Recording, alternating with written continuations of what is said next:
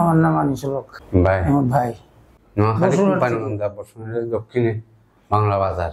আমার স্টকে পুরো এক সাইড প্যারালাইসিস হয়েছে।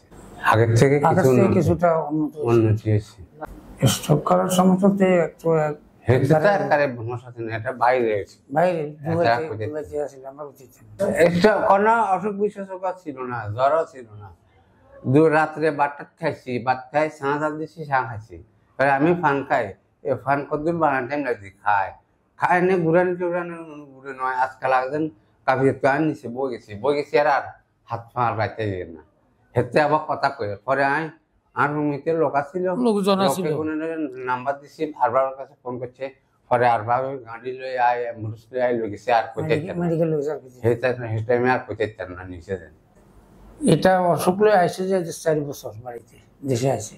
তখন সেখানে চিকিৎসার পরে এই বাংলাদেশে আইয়া চিকিৎসা চলার লাস্টে আছে এর কাছে। 6 জনের কাছে আগে গেছিলাম। এটার লাই বেরিয়ে করে এটার লাই কোনো সমস্যার সমাধান হয়নি।